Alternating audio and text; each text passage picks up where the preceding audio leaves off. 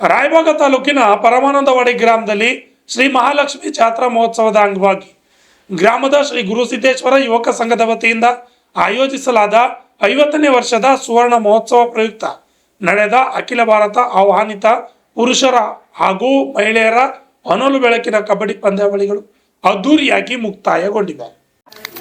ಗ್ರಾಮದ ಪ್ರತಿಷ್ಠಿತ ಶಿಕ್ಷಣ ಸಂಸ್ಥೆಯಾದ ಶ್ರೀ ಮಹಾಕಾಳಿ ಶಿಕ್ಷಣ ಸಂಸ್ಥೆ, ಶ್ರೀ ಗುರು ಬ್ರಹ್ಮಾನಂದ ಅನುದಾನಿತ ಕನ್ನಡ ಹಿರಿಯ ಪ್ರಾಥಮಿಕ ಶಾಲೆ ಮೈದಾನದಲ್ಲಿ 3 ದಿನಗಳ ಕಾಲ ನಡೆದ ಈ ಕ್ರೀಡಾಕೂಟದಲ್ಲಿ ಕರ್ನಾಟಕ, ಮಹಾರಾಷ್ಟ್ರ, ದೆಹಲಿ, ಹರಿಯಾಣ ಸೇರಿದಂತೆ ವಿವಿಧ ರಾಜ್ಯಗಳಿಂದ ಪುರುಷರು 21 ಹಾಗೂ ಮಹಿಳೆಯರು 21 ತಂಡಗಳು ಒಟ್ಟು 42 ತಂಡಗಳು ಭಾಗವಹಿಸಿ ಕ್ರೀಡಾ ಕೌಶಲ್ಯ ಪ್ರದರ್ಶಿಸಿದವು. ಪಂದ್ಯಾವಳಿಯ ಸೆಮಿಫೈನಲ್ ಹಾಗೂ ಫೈನಲ್ ಪಂದ್ಯಾವಳಿಗಳಿಗೆ ಕುಡ್ಚಿ ಕ್ಷೇತ್ರದ ಶಾಸಕ ಮಹೇಂದ್ರ ತಮ್ಮಣ್ಣನವರು ಹಾಗೂ ಕುಡ್ಚಿ PSI ಪ್ರೀತಮ್ ನಾಯಕ್ ಅವರು ಆಟಗಾರ ಪರಿಚಯ ಪಡೆದು ನಾಣ್ಯ ಚುಮ್ಮುವ ಮೂಲಕ ಚಾಲನೆ ನೀಡಿದರು. ಪರಿಚಯ ಕಾರ್ಯಕ್ರಮದಲ್ಲಿ ಪಾಲ್ಗೊಂಡ್ರ ಜೊತೆಗೆ ಆಕಾಶದತ್ತ ನಾಣ್ಯವನ್ನ ಚಿಮ್ಮುವುದರೊಂದಿಗೆ ಒಂದು ಪಂದ್ಯಕ್ಕೆ ಚಾಲನೆಯನ್ನ ನೀಡಬೇಕೆಂದು ತಮ್ಮಲ್ಲಿ ವಿನಂತಿಯನ್ನ ಮಾಡ್ತಾ ಇದ್ದೀವಿ.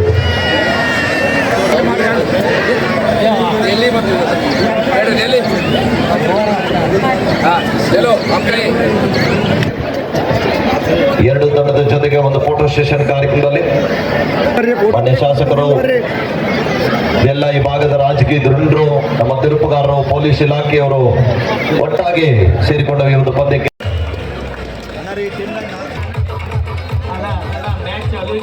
ನಂತರ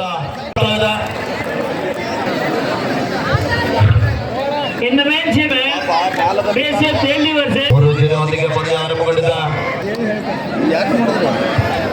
ಮಾಡಬಾರ್ದು. ದಯವಿಟ್ಟು ಎಲ್ಲ ಸಾರ್ವಜನಿಕರು ಸಹಕರಿಸಬೇಕು.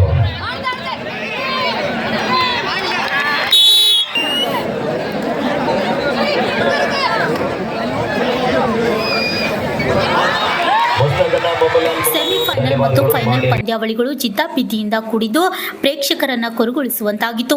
ರೋಚಕ ಕ್ಷಣಗಳಿಗೆ ಚಪ್ಪಾಳೆ ಮತ್ತು ಶಿಳ್ಳೆಗಳಿಂದ ಕ್ರೀಡಾಭಿಮಾನಿಗಳು ಕಣ್ತುಂಬಿಕೊಂಡರು. ಈ ಕ್ರೀಡಾಕೂಟ ಗ್ರಾಮದಲ್ಲಿ ಹಬ್ಬದ ವಾತಾವರಣ ನಿರ್ಮಿಸಿ ಕ್ರೀಡಾಭಿಮಾನಿಗಳಿಗೆ ಮೆಚ್ಚುಗೆಗೆ ಪಾತ್ರವಾಯಿತು. ರಾಜ್ಯದ ಮೂಲೆ ಮೂಲೆಗೆ ಬೆನ್ನರಿಸಲಿಕ್ಕೆ ಆಗಮಿಸಿರುವಂತಹ ಅನೇಕ ಮಾಧ್ಯಮದ ಮಿತ್ರರಿಗೆ ಕೂಡ ಈ ಸಂದರ್ಭದಲ್ಲಿ ಗುರುಸಿದ್ದೇಶ್ವರ ಯುವಕ ಸಂಘದ ವತಿಯಿಂದ ಸ್ವಾಗತ ಜೊತೆಗೆ ಧನ್ಯವಾದಗಳನ್ನ ಸಲ್ಲಿಸ್ತಾ ಇದ್ದೀವಿ.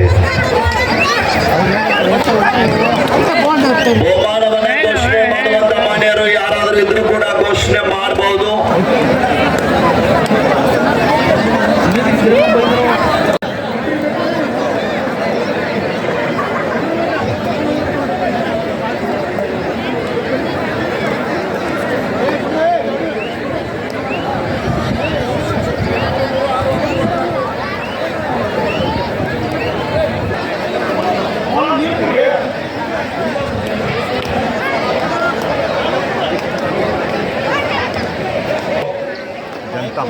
ಒಂದು ಹೊಸ ತಂತ್ರಜ್ಞಾನಕ್ಕೆ ಕೈ ಹಾಕಿದ್ದಾರೆ. ಅಗ್ರಿಯವರ ನೇತೃತ್ವದಲ್ಲಿ ರೈತರಿಗಾಗಿ ಲಭ್ಯವಾಗಲಿದೆ. ಹವಾಮಾನ ಅನುಗುಣವಾಗಿ ಬೆಳೆ ಬೆಳೆಯುವಂತ ಮಾಹಿತಿ ಎಲ್ಲ ಲಭ್ಯವಾಗುತ್ತದೆ. ಈ ಸಂದರ್ಭದಲ್ಲಿ ಸಾಧನೆ ಅವರಿಗೆ ಶುಭವನ್ನ ಹಾರೈಸ್ತಾ ಇದ್ವಿ. ಅವರು ಕೂಡ ನಮ್ಮ ಗುರುಸಿದ್ದೇಶ್ವರ ಯುವಕ ಸಂಘಕ್ಕೆ 7,501 ರೂಪಾಯಿಯನ್ನ ನೀಡಿದ್ದಾರೆ. ಅವರಿಗೂ ಕೂಡ ನಾವು ನೋಟವನ್ನ ರಾಜ್ಯದ ಮೂಲೆ ಮೂಲೆಗೆ ಬೆನ್ನರಿಸಲಿಕ್ಕೆ ಆಗಮಿಸಿರುವಂತಹ ಅನೇಕ ಮಾಧ್ಯಮದ ಮಿತ್ರರಿಗೆ ಕೂಡ ಈ ಸಂದರ್ಭದಲ್ಲಿ ಗುರುಸಿದ್ದೇಶ್ವರ ಯುವಕ ಸಂಘದ ವತಿಯಿಂದ ಸ್ವಾಗತ ಜೊತೆಗೆ ಧನ್ಯವಾದಗಳನ್ನ ಸಲ್ಲಿಸ್ತಾ ಇದ್ದೀವಿ. ಬಹುಮಾನವನ್ನ ಘೋಷಣೆ ಮಾಡುವಂತ ಮಾನ್ಯರು ಯಾರಾದರೂ ಇದ್ರೂ ಕೂಡ ಘೋಷಣೆ ಮಾಡಬಹುದು.